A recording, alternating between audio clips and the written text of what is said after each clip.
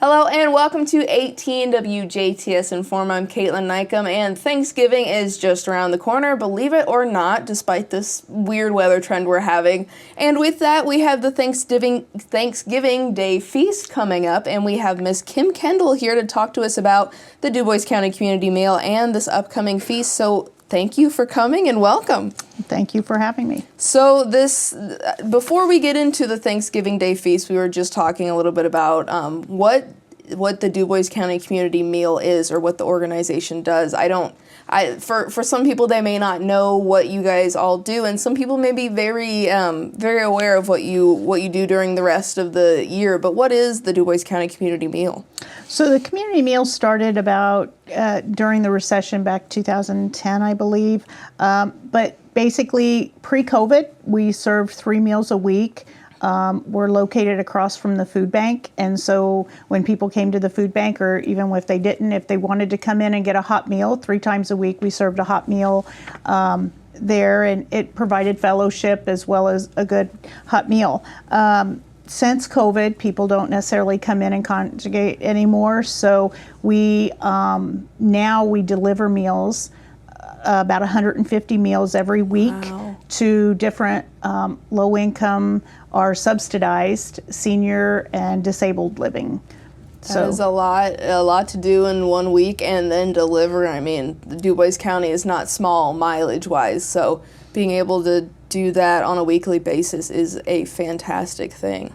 And it is, and it's wonderful that we have, like, if we have caterers that cater something and we know that it's taken care of properly and cooled down properly, we can take leftovers for different things. So it's a way that food don't go to waste. We have people call us, they have a party or some kind of event, and they're like, hey, we got food left over. We've got people that we know, whether it's group homes or different places, that we can pick up that food, take it, and get it into people's hands that really appreciate it, so that we don't have the waste. And it's just a great opportunity. We just kind of help make sure that people who have a need can get taken care of. And this is all facilitated by the volunteers that are involved, right?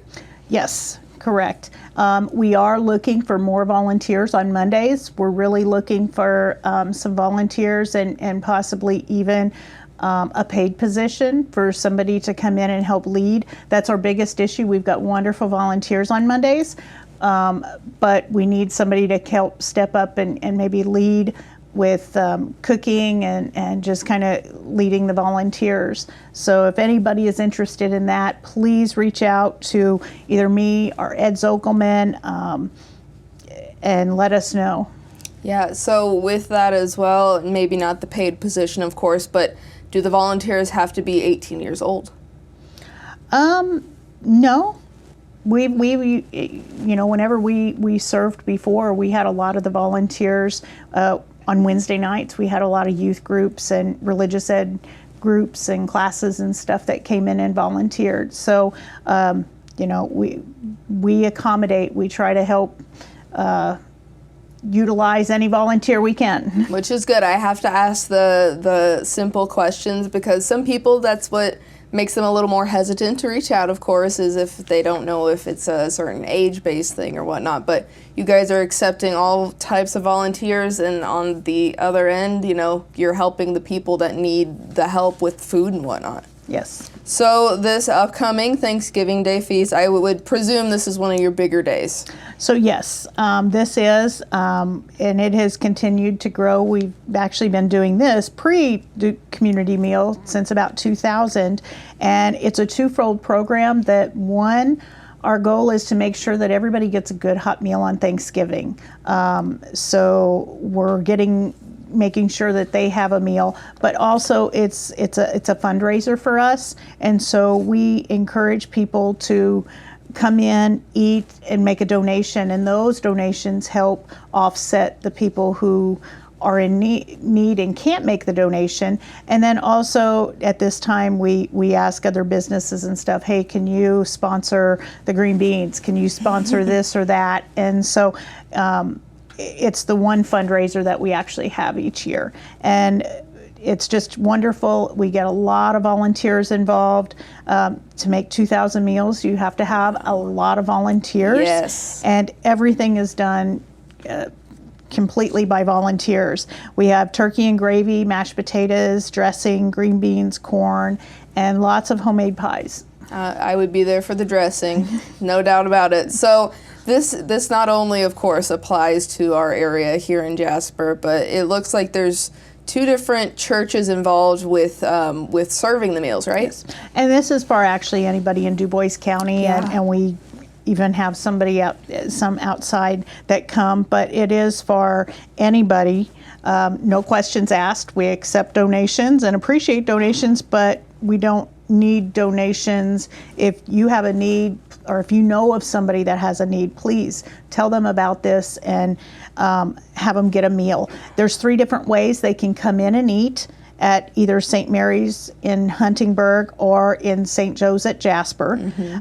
We also have at those locations drive-through, so you can drive through and get a meal. And then we also have delivery for those who are shut in or might not be able to get out. We do have delivery, and in order to get a meal delivered or meals delivered, just call the parish or the church that's closest to you. St. Mary's in Huntingburg is 812-683-2372, and St. Joe's in Jasper is 812-482-1805, and you can sign up to get a meal delivered. And then also, if we have volunteers, we still need volunteers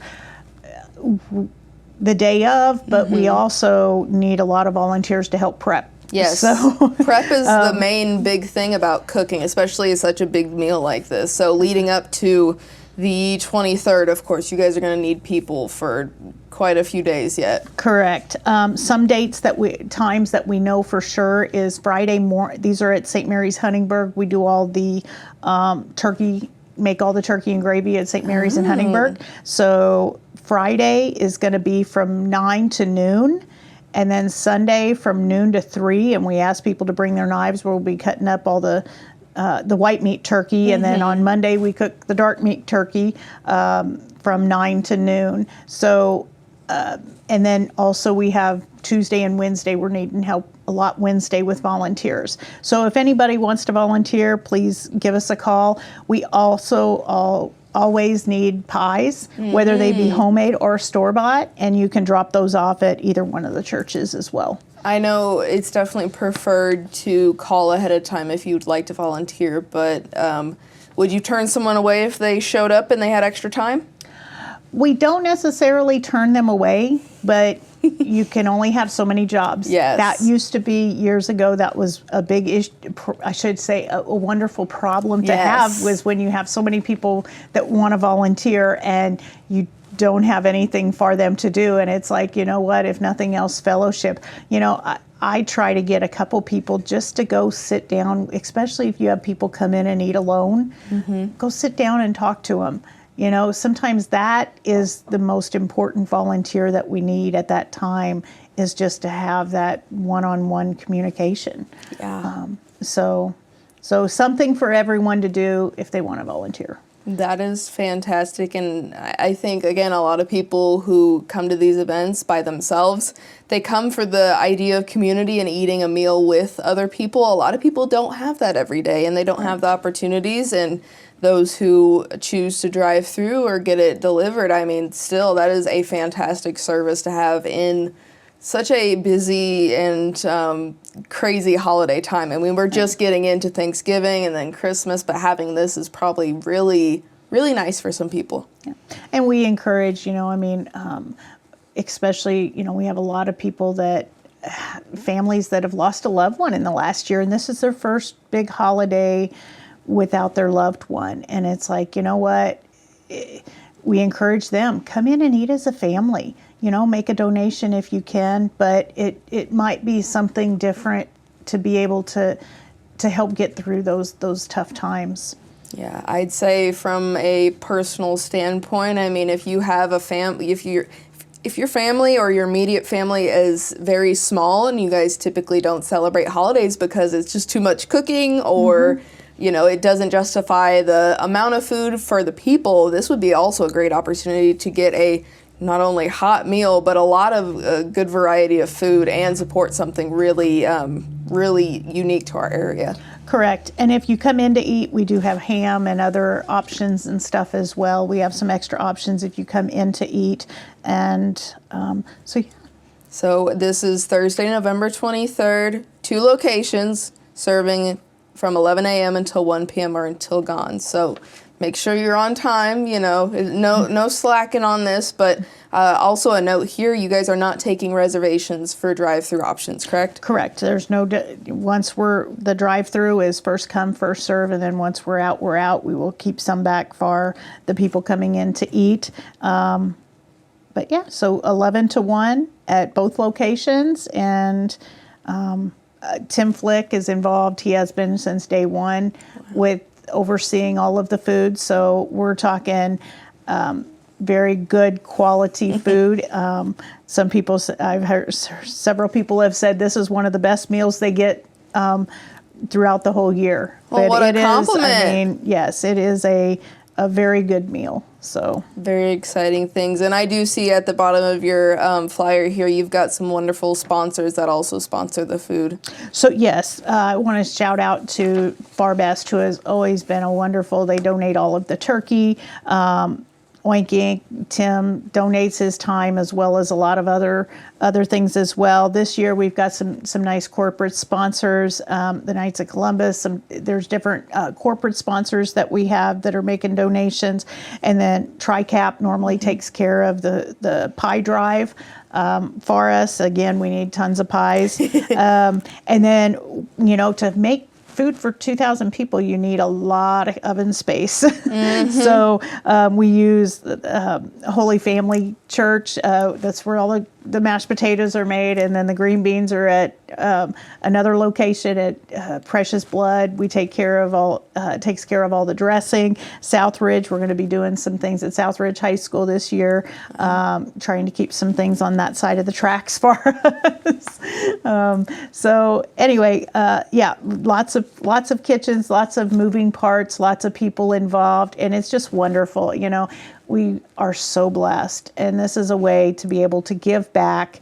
And again, any proceeds that we have goes to help continuing to help others with meals. So anyway, we hope to see you on Thanksgiving Day.